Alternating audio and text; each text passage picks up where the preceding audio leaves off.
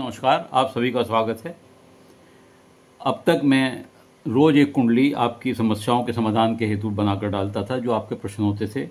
लेकिन बहुत लोगों का ये सजेशन आ रहा था और संपर्क कर रहे थे कि मैं कोई जर्नल वीडियो भी बनाऊं जिससे आम लोग उसे देख सकें और अपनी अपनी कुंडलियों में उसे देख सकते हैं।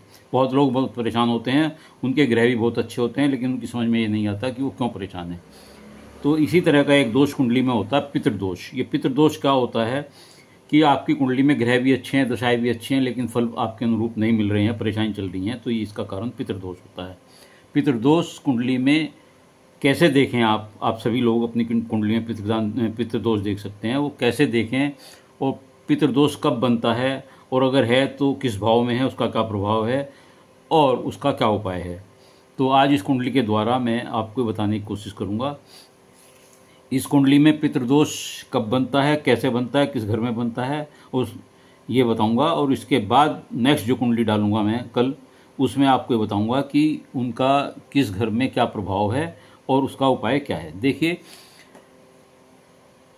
ये आपके सामने मैंने चार्ट बनाया है, जिसमें आप समझते हैं कि प्रथम भाव, द्वितीय भाव, तृतीय भाव, इस तरह 12 भाव हैं।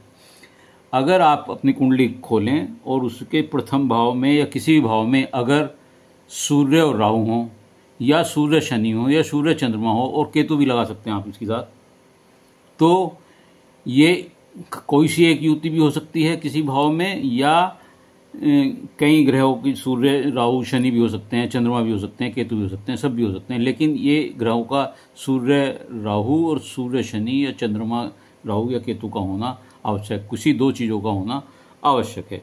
अगर ऐसा आपके किसी भी कुंडली के किसी भी भाव में है, तो मान लीजिएगा कि आपके ग्रह कितने भी अच्छे हैं, आपकी कुंडली में पितृदोष है। इस तरह अगर ये दूसरे भाव में है तो दूसरे भाव में, तीसरे में है तो तीसरे में माना जाएगा, चौथे में है, मान लिया यहाँ राहु सूर्य है तो ये चौथे भाव में माना जाएगा, यहाँ मान लिया सूर्य शनि है तो सप्तम भाव में माना जाएगा, यहाँ चंद्रमा राहु है तो छठे भाव में। जिसमें जो भी भाव हो, अगर ये युक्तियाँ हैं इनकी या, तो उस भाव में वह पितृदोष माना जाएगा।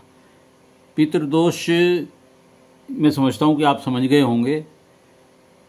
तो आप अपनी कुंडली निकालें, उसमें देखिए कि पितृदोष है या नहीं। अगर पितृदोष है तो मैं उसके बाद पहले भाव में उसका क्या प्रभाव है, दूसरे भाव में क्या है, तीसरे भाव में क्या है पितृदोष होने का, उसका मैं आपको अलग अलग फल बताऊंगा और फिर उसके उपाय भी बताऊंगा। अगर आप पितृदोष के उपाय करेंगे तो निश्चित तौर से आप इन परेशानी से बचेंगे।